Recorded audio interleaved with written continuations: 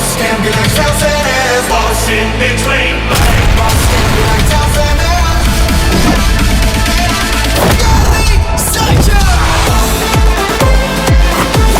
మనశంకర్ వరప్రసాద్ గారు పండక్కి వస్తున్నారు. ఈ మూవీ అయితే సో మెగాస్టార్ కెరియర్లోనే అంటే సో ఇది రీఎంట్రీ ఇచ్చిన తర్వాత మెగాస్టార్ చిరంజీవి గారి కెరియర్లోనే the best collections of the movie, అలాగే బ్లాక్ బాస్టర్ ఇండస్ట్రీ హిట్గా నిలిచి వరల్డ్ వైడ్గా సో 7 డేస్లోనే బ్రేక్ ఈవెన్ చేసి కూడా సో మంచి కలెక్షన్స్ని మంచి రెవెన్యూ జనరేట్ చేసి ఈ లెవెల్లో సో ప్రొడ్యూసర్స్కి సో లాభాల బాట పట్టించడం, అలాగే డిస్ట్రిబ్యూటర్స్ని లాభాల బాటలో పట్టించడం, థియేటర్స్ యాజమాన్యం లాభాల బాటలో పట్టించడం అనేది సో ఎక్స్ట్రాడినరీ లెవెల్లో అసలు ఇది టాలీవుడ్ టీఎఫ్ఐలోని ఇది ఒక రకమైన సక్సెస్ కాదు, బ్లాక్ బాస్టర్ సక్సెస్ అని చెప్పుకోవాలి. అంటే ఈ జనవరి స్టార్టింగ్, ఈ ఇయర్ స్టార్టింగ్ లోనే టీఎఫ్ఐకి మంచి బాక్స్ ఆఫీస్ కలెక్షన్స్ ని రుచి చూపించిన సో మనశంకర్ వరప్రసాద్ గారు మూవీ అయితే ఎక్కడో ఉండింది అనమాట ఇప్పటికీ కూడా.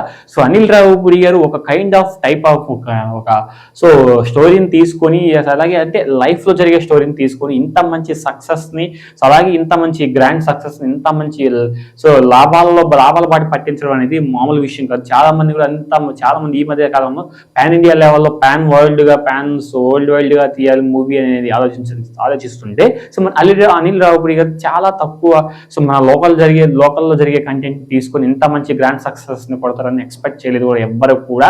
ఎందుకంటే ఇప్పటికీ సో 425 కోట్ల కలెక్షన్స్ రాబట్టి సో మిగతా 100 కోట్లు రాబడితే మాత్రం మొత్తం కూడా 550 కోట్లు రాబడితే మాత్రం బాహుబలి రికార్డ్ ని క్రియేట్ చేసినట్టు అని చెప్పుకోవాలి.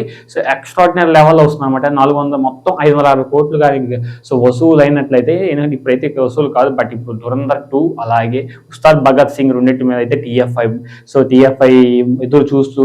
రెండు కళ్ళతో 1000 కళ్ళతో ఎదురు చూస్తుంది అనమాట టీఎఫ్ఐ. బట్ ఇప్పుడైతే సో ఇప్పటికీ స్టిల్ ఆడుతూనే ఉంది. అది మార్చి సో 19వ తారీఖు ఉగాది కాబట్టి స్టిల్ ఇప్పటికి కూడా కొన్ని మెయిన్ థియేటర్స్ లో, అక్కడక్కడ చిన్న థియేటర్స్ లో సో ఈ యొక్క మూవీ మనశంకర్ వరప్రసాద్ పండగకి వస్తున్నారు మూవీ అయితే అక్కడక్కడ ఆడుతూనే ఉందన్నమాట. ఎక్కడ కూడా డిసప్పాయింటింగ్ సో మెగాస్టార్ చిరంజీవి గారు అభిమానులు డిసప్పాయింట్ చేయకుండా అనిల్ రావుపురి గారు ఎంత జాగ్రత్త తీసుకున్నారంటే సో ఆయన కూడా ఫ్యాన్ కాబట్టి ఆ ఫ్యాన్ బాయ్ లాగా మూవీ తీయడం, సో చిరంజీవి గారిని ఎలా చూడాలో అలా చూపించారనమాట. సో అలాగే సో కర్ణాటకలో, మన ఇండియాలో, అలాగే సో మన ఆ 2 స్టేట్స్ లో కూడా మంచి వసూలుని రాబట్టింది. ఎక్స్ట్రాడినరీ లెవెల్లో బీభత్సాన్ని వసూలు అయితే క్రియేట్ చేసింది అనమాట.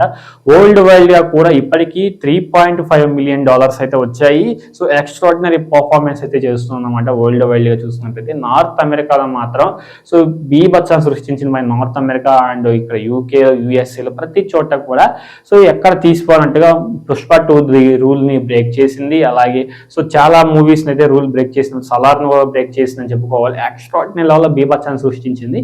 స్టిల్ ఆ ఇంకొక 25 కోట్లు వచ్చినట్లయితే మాత్రం బీభత్సాన్ని సృష్టించేది 450 కోట్లకు సో దాటినట్లయితే ఇంకా బీభత్సాన్ని సృష్టించేది అనమాట. నాకైతే సో కొంచెం డిసప్పాయింటింగ్ అనిపించింది అనమాట. ఇప్పటికీ స్టిల్ నేను 500 కోట్లు గ్రాస్ దాటుతుందని ఎక్స్పెక్ట్ చేశాను, బట్ ఈ 2 మూవీస్ వచ్చేసి అడ్డం పెట్టేసాయి అనమాట.